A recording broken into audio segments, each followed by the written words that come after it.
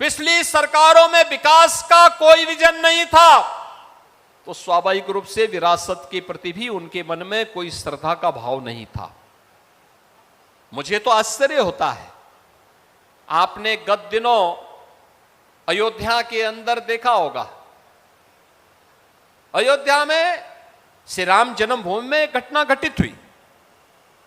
Trust ने बड़ी विनम्रता के साथ उत्तर प्रदेश सरकार को लिखा कि ट्रस्ट में ऐसी घटना घटित हुई है, समाचार पत्रों में मीडिया के माध्यम से कुछ चीजें, कतिपय चीजें सामने आ रही हैं।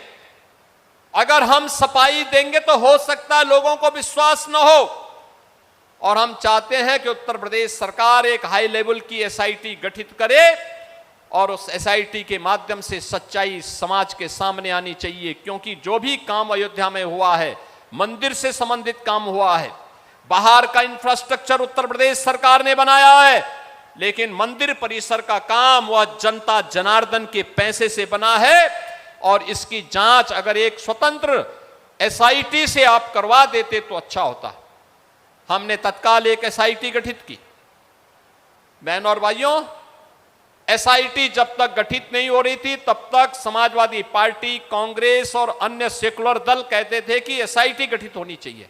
हमने गठित कर दी, फिर उन्होंने दूसरी डिमांड करनी शुरू कर दी, और उसके बाद पिछले 1 महीने से हम सबके पावन धाम अयोध्या को बदनाम करने के लिए समाजवादी पार्टी और कांग्रेस ने कैसे मुहिम चला रखी है, कैसे मुहिम चला रखी है। एसआईटी की प्रारंभिक रिपोर्ट आई, ट्रस्ट ने उस पर कार्रवाई करवाई,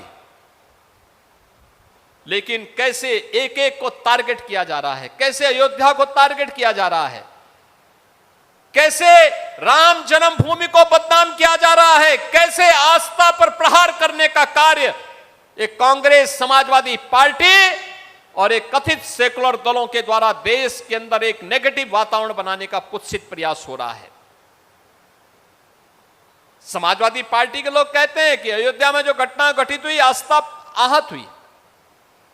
अरे आस्था तो उसकी आहत हुई होगी जिसके मन में आस्था सचमुच थी। तुम कब से राम भक्त हो गए?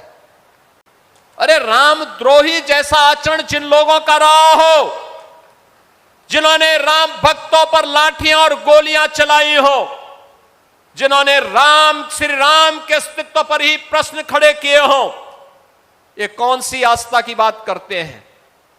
बाबरी ढांचा, गुलामी का ढांचा, बाबरी जैसा ढांचा जब हट रहा था, जो लोग उस समय बाबरी ढांचे के लिए घड़ियाली आंसू बहा रहे थे और जो मंदिरों के विकास में लगने वाले पैसे को कब्रिस्तान की बाउंड्री वाल में खर्च करते थे, वे आज आस्था का, हमें आस्था के बारे में सिखाते हैं। वे आज आस्था के बारे में बता रहे हैं। यानी आस्था नहीं है, आस्था के नाम पर हिंदू धर्म संस्कृति पर, भारत की आस्था पर प्रहार करना इन लोगों की एक कुटिल चाल है। और इस कुटिल चाल में मैं इसीलिए कहता हूं, इस कुटिल चाल को देख करके अब गिरगिट भी शर्माने लग गया होगा कि चलो मुझसे भी तेज रंग बदलने वाली कोई एक नई प्रजाति आ गई है, वो समाजवादी पार्टी के रूप में या कांग्रेस के रूप में, जो कितनी तेजी के साथ रंग बदलती। कल तक एक बाबरी ढांचे के लिए आंसू बहा रहे थे, आज राम भक्तों की भावनाओं को आहत करने के लिए किस प्रकार के वक्तव्य देकर के अयोध्या धाम को बदनाम कर रहे हैं।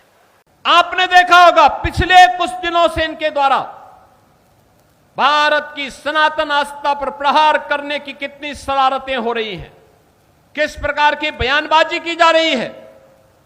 याद करिए, जो कांग्रेस कहती थी कि राम हुए ही नहीं, जो कांग्रेस कहती थी कि कृष्ण हुए ही नहीं, अयोध्या में जो कांग्रेस, जो समाजवादी पार्टी बाबरी ढांचे का समर्थन करके उसके लिए घड़ियाली आंसू बहा रही थी, आज वही कांग्रेस और समाजवादी पार्टी गिरगिट की तरह कैसे रंग बदली है, अब आप देख रहे होंगे। अब कह रहे हैं अयोध्या में आस्था के साथ खिलवाड़ हो रहा है। अरे आस्था के साथ कौन खिलवाड़ हो रहा है तो बताओ पहले। और तुम्हारी आस्था कब से अयोध्या पे हो गई है? ये राम भक्त बोले कि हमारी आस्था अयोध्या पर है, इनको बोलने का अधिकार है। इन्होंने, इनके पूर्वजों ने अयोध्या के लिए लड़ाई लड़ी है, ये बोल सकते हैं, लेकिन कांग्रेस को बोलने का कोई अधिकार नहीं है।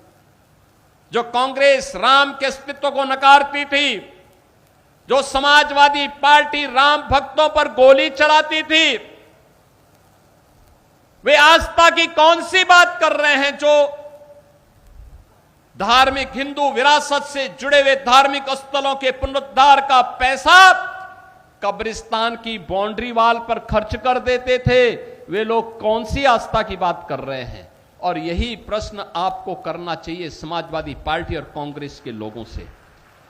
उनसे पूछना चाहिए, वे जब तुम्हारी सरकार थी तब तुम राम भक्तों पर गोली चलाते थे, जय श्री राम बोलने पर लाठी डंडा चलाते थे, कांग्रेस सुप्रीम कोर्ट में तक बोलती थी कि राम तो हुए ही नहीं। ये कांग्रेस के हाल थे। देश की सबसे बड़ी, सबसे प्राचीन पुरानी पार्टी, राजनीतिक पार्टी इस प्रकार की बात उस समय कहती थी। लेकिन बहनों और भाइयों, अब यह देश कांग्रेस और समाजवादी पार्टी के चंगुल में नहीं फंसने वाला है। आज की अयोध्या डबल इंजन सरकार के विजन के अनुरूप, प्रधानमंत्री मोदी जी के विजन के अनुरूप आज की अयोध्या प्रभु श्री राम के समय के अयोध्या का स्मरण कराती है। क्या नई अयोध्या है, क्या बेहतरीन कनेक्टिविटी है। जहां से जाओ 4 लेन की कनेक्टिविटी, अयोध्या के लिए रेलवे की ब्रॉड गेज की डबल लाइन की सुविधा, और अयोध्या में इंटरनेशनल एयरपोर्ट महर्षि वाल्मीकि के नाम पर।